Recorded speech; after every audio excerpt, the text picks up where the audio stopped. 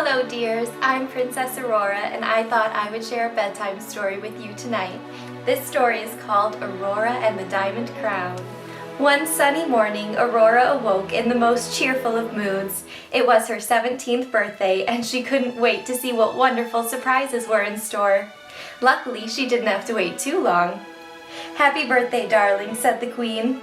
Aurora smiled at her mother. She noticed the Queen was wearing an unusual crown. Gleaming at its center was a large pink heart-shaped diamond, surrounded by tiny sparkling diamonds. "Mother," she cried, "what a beautiful crown! Is it new?"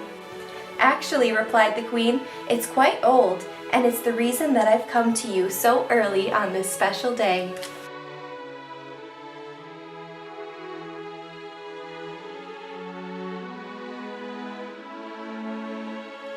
The Queen took Aurora by the hand and led her through the castle to the great portrait hall. It was filled with paintings of each young princess wearing a crown just like the one the Queen was wearing. "Why, Mother," exclaimed Aurora, pointing to the nearest portrait, "is that you?" "Indeed it is," replied the Queen. "It was painted on my 17th birthday.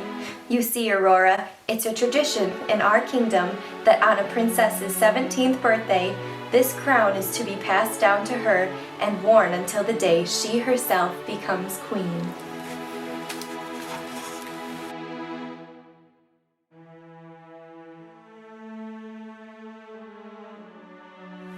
"Oh, Mother," Aurora gasped, "is that crown truly to be mine?"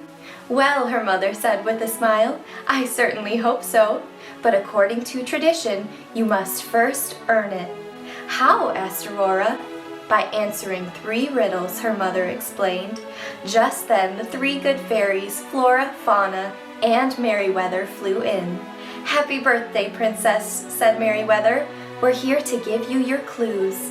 "Yes, happy birthday," Flora and Fauna added. Then the Queen kissed Aurora.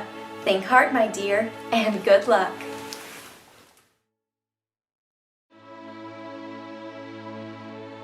With a wave of their magic wands, the fairies transported themselves and Aurora out to the castle grounds. Then Flora stepped up and recited the first riddle.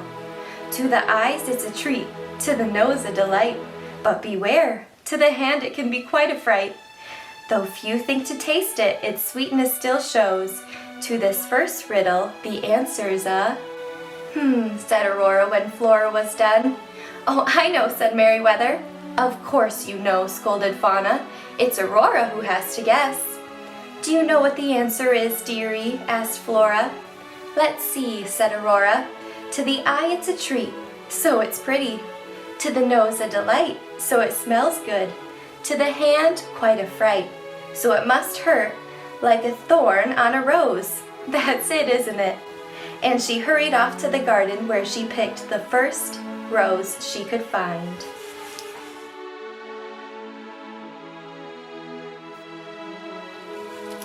"Very good," exclaimed Fauna. "And now for the second riddle.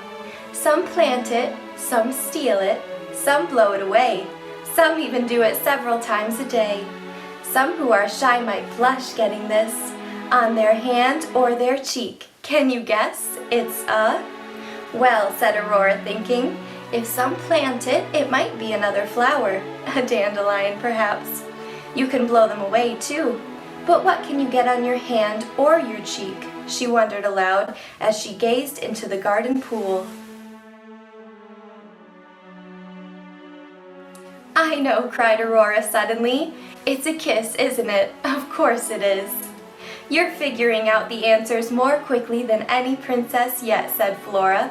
"Now it's my turn," exclaimed Merryweather. "Are you ready, Aurora?" "I think so," she replied.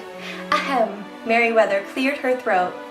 "What only gets stronger the longer it lives. What pays you back tenfold the more that you give. Some say it's blind, some say it's true. Some just simply say, 'I feel this for you.'" Merryweather giggled. "Silly me, I almost said the answer." "Well, let's see," said Aurora. "It might be a tree. That gets stronger the longer it lives. I suppose you could say that a tree is blind, but so are bats." Aurora thought and thought. She was still thinking when Prince Philip walked by, leading his horse Samson. "Happy birthday, my love," he called with a big smile. Instantly, Aurora knew the answer to the riddle.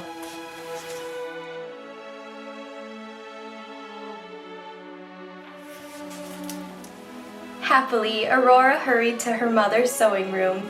"I've solved the riddles," she announced. She took the pink rose from her hair and handed it to her mother. Then Aurora gave her a kiss on the cheek. "Very good," declared the queen. "And the answer to the third riddle?" That's when the fairies brought in Prince Philip. "It's love," said Aurora. "Of course."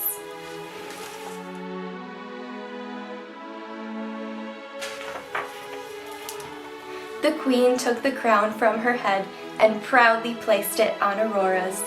That very afternoon, Aurora had her portrait painted, just like all the clever princesses who had come before her.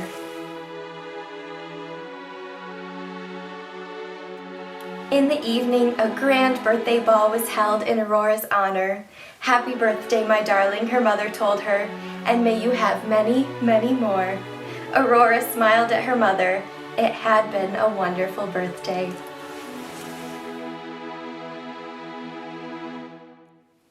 The end. Thank you all for joining me for that wonderful bedtime story.